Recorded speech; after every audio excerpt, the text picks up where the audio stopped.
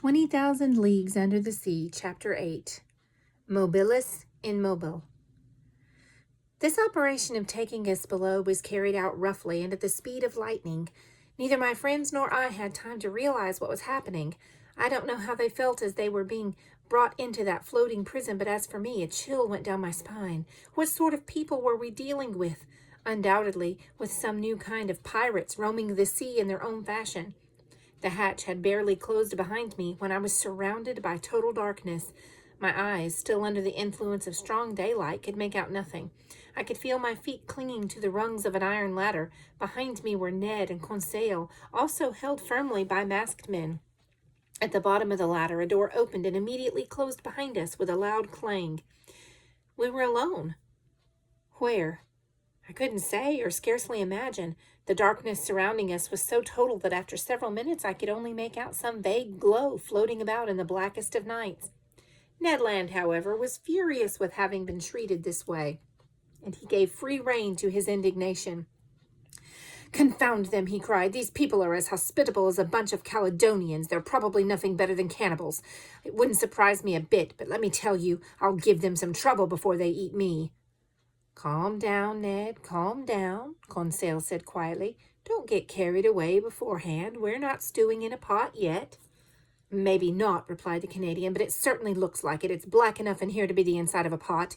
But I've still got my bowie knife with me, and I can still see well enough to use it. The first bandit that lays hand on me—" "Don't get so excited, Ned," I said to the harpooner, "and don't make our situation worse with useless violence. How do we know somebody isn't listening to us? Instead, let's try and find out where we are." I walked with my arms stretched out before me.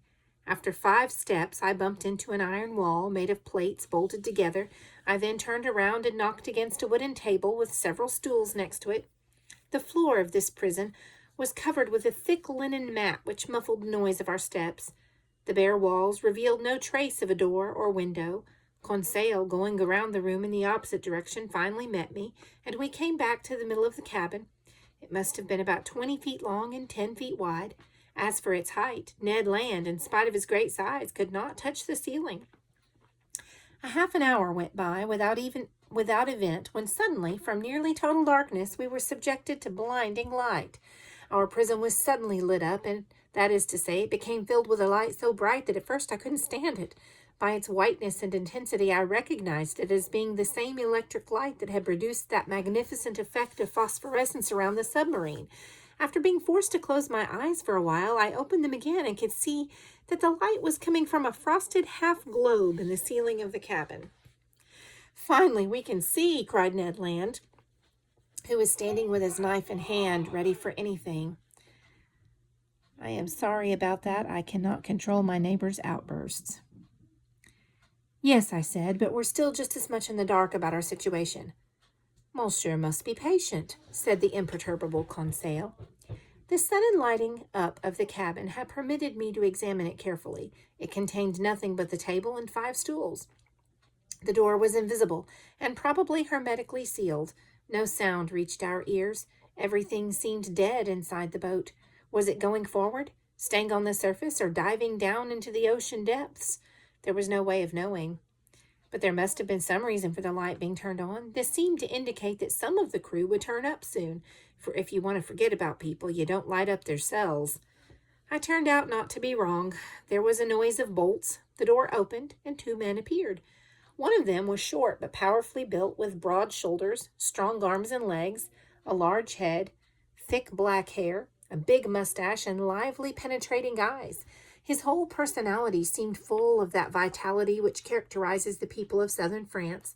One felt, too, that his speech must have been colorful and spicy, but I was never able to verify this, for in front of me he always spoke in a strange and completely incomprehensible language. The other person deserves a more detailed description. A disciple of Gratiolet or Ingles would have been able to read his face like an open book. I could easily make out his dominant characteristics: self-confidence, from the fine way his head was set on his shoulders, and from his look of cold assurance; calm, because his rather pale skin showed his coolness of blood; energy, evinced by the rapid way he would contract his eyebrows; and finally courage, for his deep breathing and indicated an expansive, vital nature.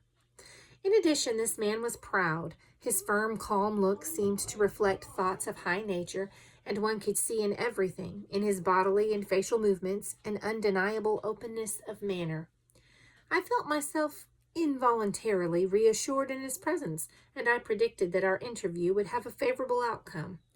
Whether he was 35 or 50, I could not tell. He was tall, with a broad forehead, a straight nose, firm mouth, splendid teeth, and delicate hands, slender and long, eminently psychical, to use a term from palmistry, or in other words, worthy of serving a high-minded, passionate soul. This man seemed one of the most admirable I had ever met. One strange detail: his eyes, which were rather far apart, had an almost 90-degree range of vision. This ability, I was later able to verify, it was backed by eyesight even better than Ned Land's. When this man fixed his look upon some object, he would frown and squint in such a way as to limit his range of vision. And then he would look. And what a look! How he could magnify objects made smaller by distance. How he could penetrate to your very soul. How he could pierce the surface of the water, so impenetrable to our eyes, and read the ocean depths. These two strangers wore otter skin caps, sealskin boots, and clothes made out of some special material which hung loosely from their bodies, giving them great freedom of movement. The taller of the two, obviously the captain of the ship, examined us very carefully without saying a word. He then turned to his companion and said something in a language I didn't recognize. It was a sonorous, harmonious, supple language, the vowels of which seemed to undergo a wide variety of accentuation. The other answered with a nod, and added 2 or 3 totally incomprehensible words. He then looked at me as if he were questioning me directly. I replied in French that I didn't understand his language, but he did not seem to understand me, and the situation became awkward. Monsieur might try to tell our story anyhow, Conseil said to me. These gentlemen will perhaps understand a few words of it. I began reciting our adventure, pronouncing each word very carefully and without omitting a single detail. I told them our names and positions, then formally presented us to them, Professor Aronnax, his servant Conseil, and Ned Land, Master Harpooner. The man with the calm, gentle eyes listened to me silently, politely, and with remarkable attention, but nothing in his facial expression showed that he had understood my story. When I had finished, he didn't say a word. I could still try talking English. Perhaps I could make myself understood in this almost universal language. I knew English as well as I knew German, that is to say, well enough to read it fluently, but not well enough to speak it correctly. But in this situation, we above all had to make ourselves understood. All right, it's your turn, I told the harpooner. Whip out your best English and see if you have better luck than I did. Ned, without hesitating, began our story all over again, and I could understand almost every word. It was basically the same, but differed in details, being more emotional. The Canadian told it in much livelier fashion.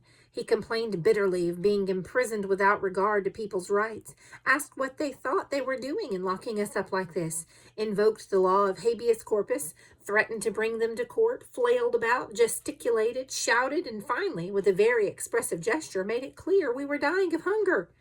And this was perfectly true, even though we had almost completely forgotten about it. To his great amazement, the harpooner seems to have been no better understood than I. Our visitors did not bat an eyelid. It was obvious they understood neither the language of Arago nor that of Faraday. Having thus exhausted our resources of language in vain, we were very puzzled. I no longer knew what to do, when suddenly Conseil said to me, "With Monsieur's permission, I could tell our story in German." "What? You know German?" I cried. "No better than most Belgians, by Monsieur's leave." "Fine, go ahead, my boy." And then Conseil, in a calm voice, recounted for the 3rd time the various details of our story, but in spite of his elegant turns of phrase and good accent, German proved equally unsuccessful.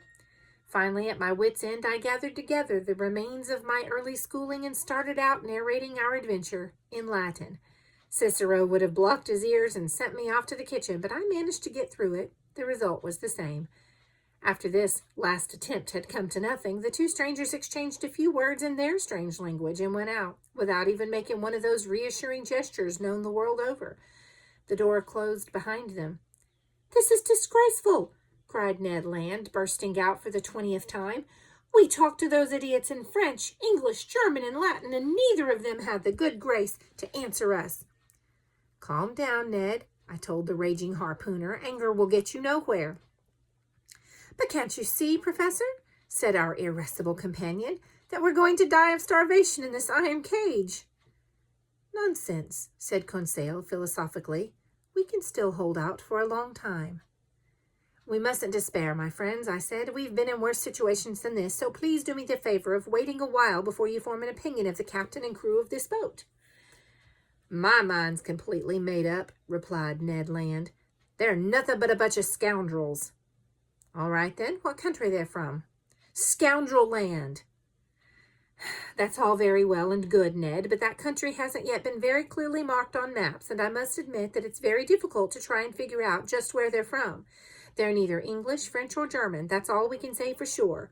All the same, I'd be tempted to say they're from some southern region, but whether they're Spaniards, Turks, Arabs, or Indians, it's impossible to tell from their appearance. As for their language, I can't understand a word of it." "That's the disadvantage of not knowing every language," answered Conseil, "or of not having a world language." "Even that wouldn't do any good," replied Ned Land. "Can't you see these people have made up their own private language just to annoy perfectly decent people who want a bite to eat? But in every country of the world, when you open your mouth, move your jaw up and down, and click your teeth together and smack your lips, isn't that something everybody can understand? Whether you're in Quebec, Tuamotu, Paris, or the Antipodes, doesn't that mean 'I'm hungry, give me something to eat'?"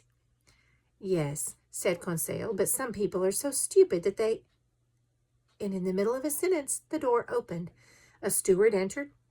He brought us underwear, coats, and sailor's pants, all made out of a cloth I did not recognize. I got into them quickly, and my companions did the same. Meanwhile, the steward, who was mute, or perhaps deaf, had set the table for 3. "This is more like it," said Conseil. "Bah!" retorted the begrudging harpooner. "What kind of stuff do you think we'll get? Probably turtle liver, shark fillet, or dogfish steaks." "We'll see," said Conseil. The dishes with their silver covers were placed symmetrically on the tablecloth, and we sat down to eat.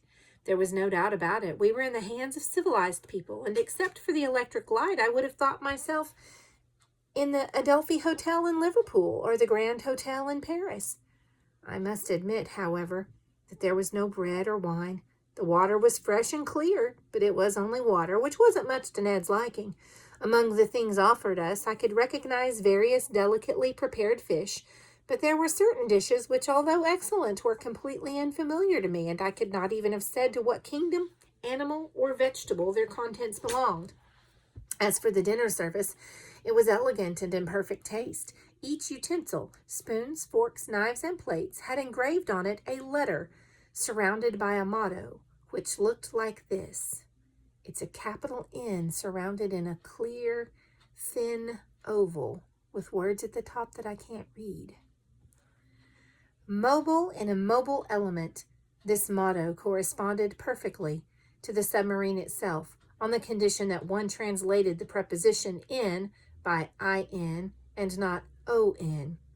The letter N was undoubtedly the initial of the enigmatic person who commanded this ship as it sailed through the ocean depths. Ned and Conseil spent little time worrying about such things. They devoured their food, and I soon did the same. Moreover, I felt reassured about our fate, and it seemed obvious that our host did not want to let us die of starvation. Nevertheless, everything in this world passes and comes to an end, even the hunger of people who have not eaten for 15 hours. Once we had had our fill, we felt a great urge to sleep, but this was quite natural, considering we had spent an entire night struggling against death. "It certainly is going to be a pleasure to sleep," said Conseil. "Me too," replied Ned Land. My 2 companions stretched out on the floor of the cabin, and soon they were sound asleep. As for me, I felt the same strong need to rest, but I gave in to it less easily. Too many thoughts crowded into my mind. Too many insoluble questions occupied my brain. Too many ideas kept my eyelids half open. Where were we? What strange power carried us forward? I felt, or rather I thought I felt, the ship dive into the deepest layers of the ocean. I was beset by dreadful nightmares. In mysterious sanctuaries, I saw whole worlds of unknown animals, of species seemingly related to the submarine, living, moving, and terrifying. Then my brain grew calmer, my imagination became lost in a vague drowsiness, and I soon fell into a deep sleep.